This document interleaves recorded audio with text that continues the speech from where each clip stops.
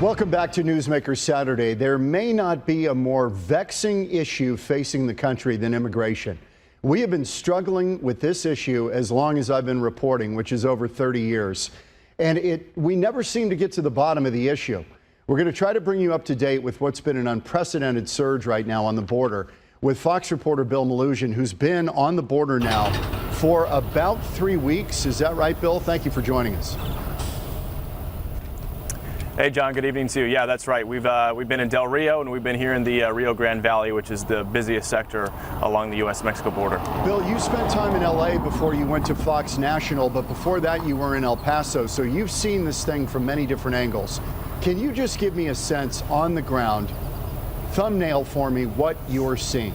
Yeah, absolutely. So basically the same thing happens out here every single morning like clockwork. We're in a little city, little town out here in southern Texas called La Jolla, and we get out here at 6 a.m. every morning, and basically what we witness is these large groups of family units just come out of the brush behind us. The Rio Grande is about a mile behind us. They'll come out of the river, come out of the brush, and they'll give themselves up to Border Patrol. Some of these groups are very large. We had a group of more than 50 yesterday. Typically it's moms with little kids, little toddlers, those family units. They're not trying to run away. They just walk up to Border Patrol, and if Border Patrol is not around, they'll actually sit down and wait for agents to apprehend them. Now at the same time, what happens is the cartels, the human smugglers, they're sending those family units over knowing that Border Patrol resources are going to get sucked up having to process those folks. When those family units come across, elsewhere along the border, what we see are those runners start to come across. Those are typically those younger males who don't want to get caught because they know they're going to get sent back. Maybe they have a criminal record. We don't know, but they'll get sent down on the other parts of the border. Border Patrol will have to try to track them down with a helicopter. Thick brush all over the place here. They'll try to hide out. But border agents tell us they're frustrated because they've got very limited manpower. They're stretched incredibly thin with this surge happening right now. And they know when those family units come across and they're busy processing them, they know other guys are making a run on the border, and they cannot be everywhere at once. They catch a lot of them, but some of them get through. They're known as the gotaways. And there's just no way of knowing how many of those folks have actually gotten through because they don't get caught. Yeah, there's an estimate that there's about 1,000 per day that get through. And you know, that may be really on the conservative side. Bill, when these people come to the border and they pretty much sit themselves down at the mercy of Customs and Border Protection, they're making an asylum claim. Is that what's happening? Some of them are. So I've talked with a lot of the folks. When I was in Del Rio, it was mostly Venezuelans coming over telling us that they were trying to escape the Maduro regime, escape socialism, have a better opportunity for them and their families. Yes, they're kind of more the asylum seekers. Venezuela is also getting TPS now, temporary protective status, so they won't get deported for coming here. They won't get sent back. Some of the other folks we've talked to, whether it's Guatemala, El Salvador, yesterday we had a group of Ecuadorians, they all tell us the same thing, that there's no jobs in their country. They want a better lives for their family. It's dangerous in their country. So yes, some of them would say they're making asylum claims. Some of them are coming here just because they want better job opportunities. So it kind of varies depending on who you're talking to. Yesterday there was a group of about 30 folks from Ecuador, and I asked them, did any of you guys hear Vice President Kamala Harris's message to migrants as a whole to not come to the border? And all the adults I talked to shook their head and said, no escuchamos, no, we didn't hear, we didn't listen, we didn't hear it. So that there's something to be said for that. Bill, what does that mean about what's changed? Because we've had a 675% increase in border encounters in May compared to May a year ago. 675%. Something changed. The Biden administration says it was COVID that kept people from coming here. What are you finding out? What are you learning? I would disagree with that. Based off the people that I've talked to, I think there's a difference in perception between both administrations. The Trump administration was seen by migrants as very tough on immigration. They were separating families. If they came here with their kids, they might not get to stay together. They were building a wall. They had the Remain in Mexico policy. There's been a change now. The wall's no longer being built. Families are no longer being separated. And migrants, if they come here and make an asylum claim, they're not waiting in Mexico. That policy was thrown out by Joe Biden. They get to stay here with their asylum claims. And we actually talked to some of the migrants in Venezuela who came across from Venezuela, and they told us one of the things that really spooked them and that they thought was horrible was the family separation policy. I'm not going to get into the politics of that policy. It was obviously very controversial, but that was one thing that did keep migrants from coming here, because was the thought of getting separated from their kids. So the difference in administrations is very black and white. Just a little bit away from where we're standing right now is a half-completed border wall that the Trump administration started building. As soon as Joe Biden took over, construction stopped, and it's just an open gap right there, and migrants are able to walk right through it. And the smugglers know that gap is there, and they come. In the past, Bill, I mean, if it were Mexicans coming across the border back in the 80s, 90s, even 2000s, Border Patrol would take them and then return them to Mexico. Is that not happening now? Is there no return? Are they just allowed to stay even if it's not an asylum claim?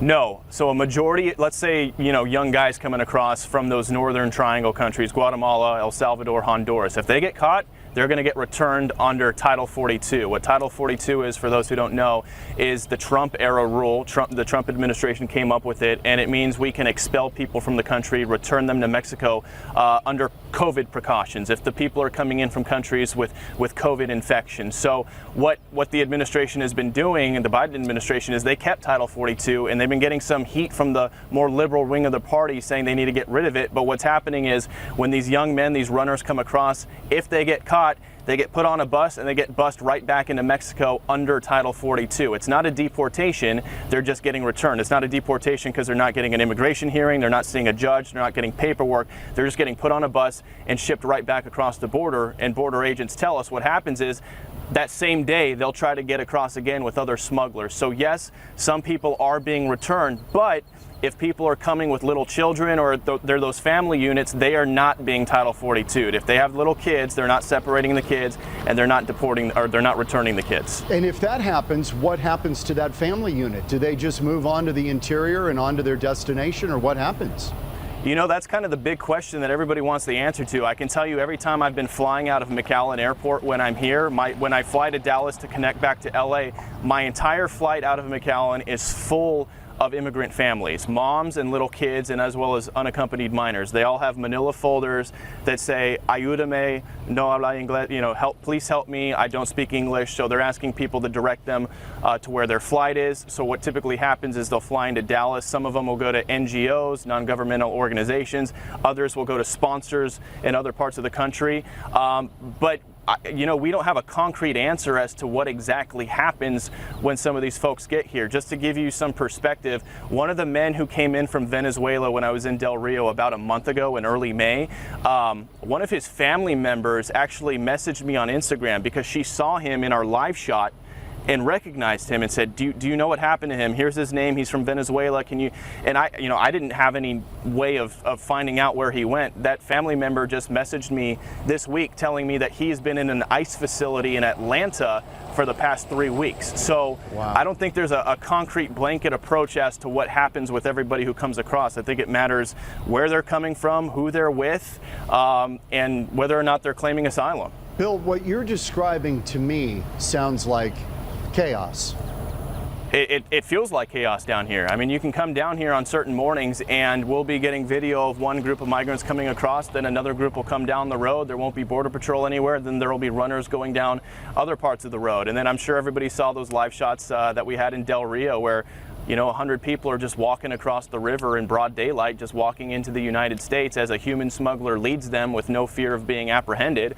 So yeah, it is kind of chaotic, and you talk to state troopers down here, you talk to Border Patrol agents, they're frustrated, they're overwhelmed, they need help, and they'll tell you themselves it's chaos. And the big concern is what happens when Title 42 ends. COVID is coming to an end with all the vaccination numbers, all the infection numbers dropping. There's no longer going to be a legal basis to have Title 42 to expel people under COVID precautions. They're going to reopen the ports of entry, and all the Border Patrol agents are telling us when Title 42 ends, it's going to be a disaster. They say there's going to be an even bigger surge on the border, because then what happens if people get apprehended, they're not just going to be sent back under Title 42. They're going to have to do what used to happen, which is go into deportation proceedings, see an immigration judge, and they'll have to go. So all the holding centers are Yeah, all the holding centers are full right now. They don't have anywhere to put these people. So instead of being able to just bus them back to Mexico, they're not gonna have any space. So they're gonna have to give them what's known as an I-862 document, which is their notice to appear in court.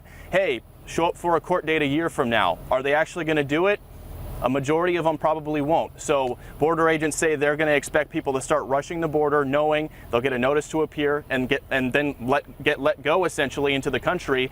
And whether or not they ever show up to their court date, remains to be seen. That is what is called catch and release. Are any of the immigrants telling you that they felt, you kind of alluded to this earlier, that once the Biden administration came in, they were much more user friendly to people trying to make it here from other countries? Have they told you this, that they felt welcomed now and that they were going to give it a shot? I haven't personally spoken to migrants who said that directly, that, hey, I'm coming here because of Joe Biden and his policies. But some of them have kind of hinted at the shift between administrations. The gentleman I talked to from Venezuela who came with his family, he made that very clear, saying that what was happening under Trump was horrible. I didn't want to be separated with my family, and I certainly didn't want to have to wait in Mexico. Now's the time to come. You'll hear that from a lot of the immigrants that we talk to. When we say, why did you come here right now? They'll say, now's the right time to come. We'll try to push them and get them to elaborate a little bit more, but they'll just kind of say, now's the right time, we want a better life. So I know there were those photos at one point earlier in the spring where people were showing up with, thank you Joe Biden shirts. From my perspective, or let us in Joe Biden. From my perspective, I've not had any migrants specifically say, yeah, we're here because of Joe Biden and his policies. Okay, look quickly, the going rate right now, as I understand it, $6,000 or $7,000 to make this trek. That is a fortune. That is a year's salary in the Northern Triangle states. Are these people beholden to the smugglers? In other words, they'll give them some money up front to bring them, and then they are basically in indentured servitude to these folks to either commit crimes or smuggle or do something else to earn the money. Yeah, they are, and it's sad to see. Last time I was out here a couple of weeks ago, I talked to a young man named Orlando from Guatemala. He got caught by Border Patrol. He paid a coyote $10,000 to try to get here. It was his 5th time being caught. He was going to be deported again. But what happens is when they get across the border, the cartels run human smuggling rings. We were just at a stash house on Tuesday with 107 people crammed inside in this brutal Texas heat. I mean, you can probably see me sweating like a pig right now. It's brutally hot. It's humid out here. Yeah. The cartel had 107 people crammed into a house with no air conditioning for God knows how long, and spray painted on the wall of that stash house were the letters CDG, which law enforcement sources tell us stands for Cartel del Golfo, which is the Gulf Cartel. They are the cartel that run the Mexican side of the border directly south of where we're at, heavily into human smuggling and drug smuggling as well.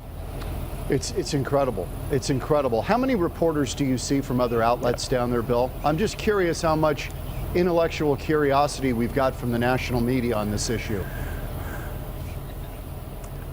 It doesn't seem like there's a whole lot of other networks out here covering it. We've heard from Border Patrol that a couple networks have been out here on and off. We haven't seen them personally. We have seen Univision, and we've seen a photographer from Getty Images, but since I've been here in the Rio Grande Valley for going on my 2 weeks now, I've not seen any other networks here. That doesn't mean that they're not here. I haven't been watching their coverage, and I can't be everywhere at once, but in these hot spots where a lot of the action's taking place, I've not seen any other national networks. Bill, just step away from it. A final thing, as a human being watching this, and I've been in the middle of this, you cannot help but feel compassion for these folks who are coming here. You can see exactly why they do it, exactly why they do it. As you step back from it, what do you take away from this just as a person, not even as a journalist?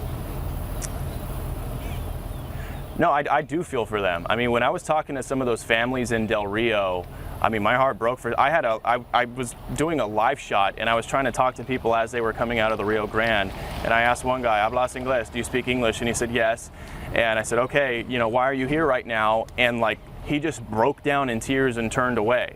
And I felt bad for asking him the question. And after our live shot was over, I went up and we talked to him about 10 minutes later. He told us he came here with his sister because both his parents were murdered in Venezuela. And I had no idea of knowing that. So all these families are coming here for different reasons and different priorities. Some of them want better lives for their kids. Some of them need jobs. Some of them are going hungry. Some of them want to escape socialism. Then, of course, there's the criminal element to all of this, right? There are some bad dudes who are coming here trying to get across. Every day we're getting reports from Border Patrol. They're apprehending a murderer, a child rapist, a molester, something like that. So it's a tale of two stories. There are some people who are coming here who are just looking for a better life. And then, of course, there are the bad guys who are taking advantage of the whole process. Meanwhile, what do we have? A Congress who won't pass any immigration laws to actually fix this decades-long problem. It's frustrating. Bill, you never come away from these the same after you're down there. It changes you watching this. It's a whole different animal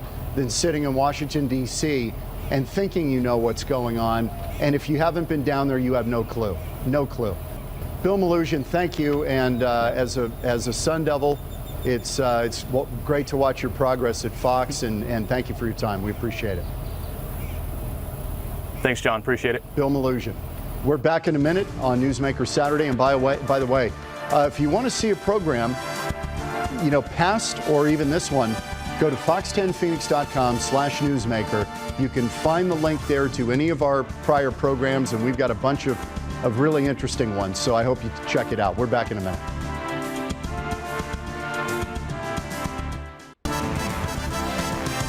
Back on Newsmaker Saturday, and we are pleased to be joined by the man who founded Tunnel to Towers, foundation.org. Frank Siller joins us now. Frank, great to see you. People who don't know the backstory, you lost your brother Stephen on 9/11, a New York City firefighter. Tell us a story just quickly about that day and how this all started. Well, on September 11, 2001, my youngest brother, he's one of 7 of us. He was just finished his night shift in Squad 1 in Brooklyn. He heard on the radio scanner that the towers was hit, and he went back to his firehouse.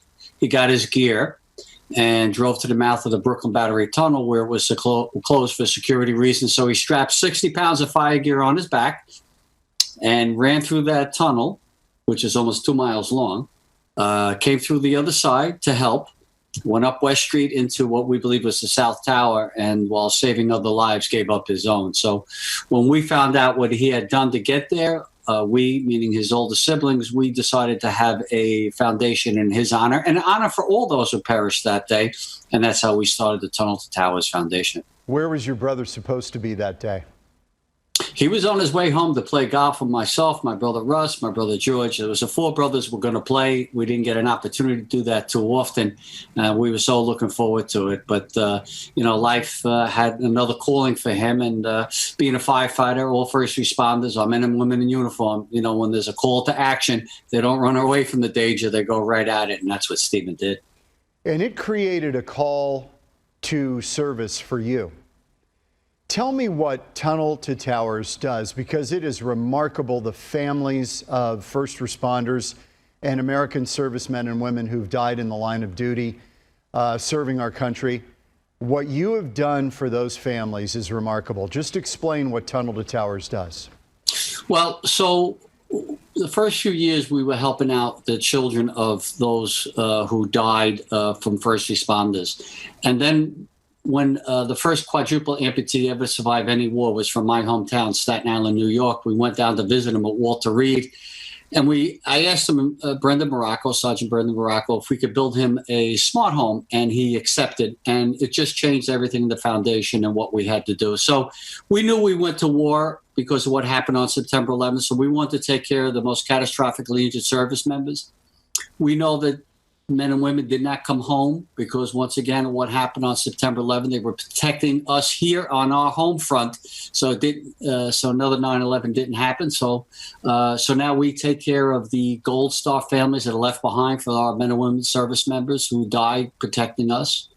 And last but certainly not least, because we are First Responders Foundation, we take care of the young families left behind of our first responders, police officers, firefighters, any law enforcement, that die protecting our communities that leave young families behind. So by the end of this year, we will have delivered 450 mortgage-free homes. We've raised over $250 million, but there's so much more to do. And that's where we ask everybody to join us on this mission. You know, in the fire department, there's a great saying, many hands makes light work. And we ask people to join us, $11 a month.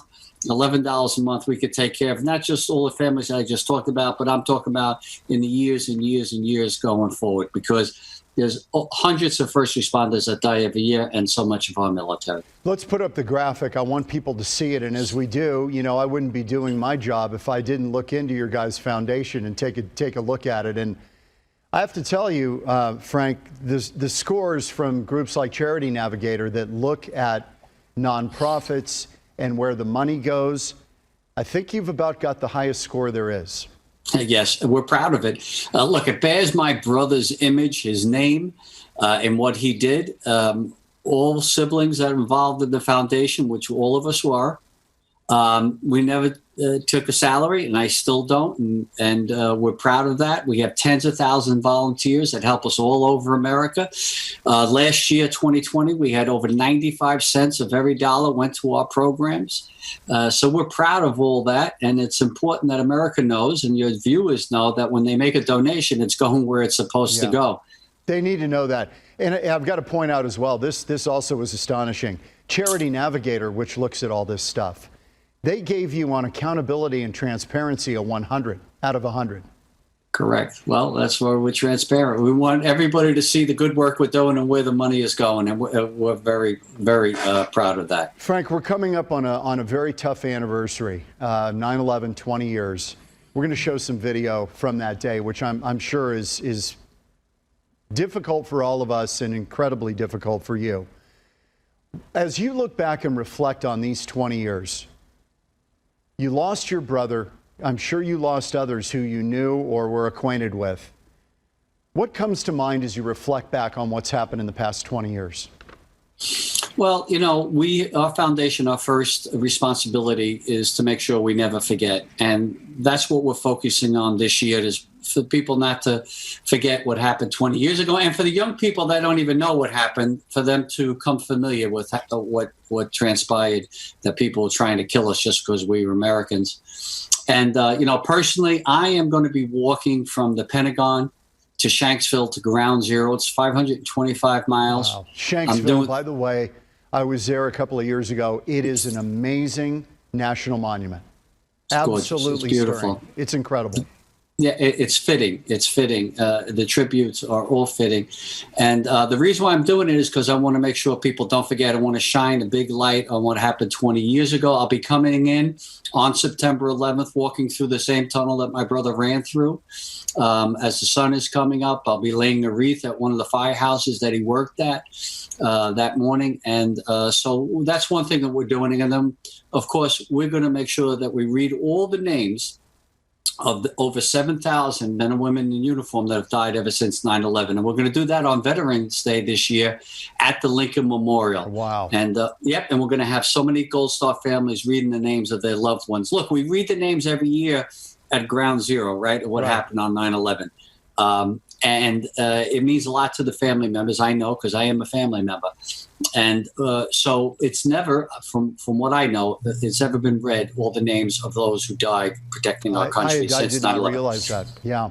Yeah, so that's one of the things that we're doing. We've got about a minute left. I want people to think back on this, what you mentioned earlier, what you do. Mortgage-free homes to the surviving family of someone lost in the line of duty.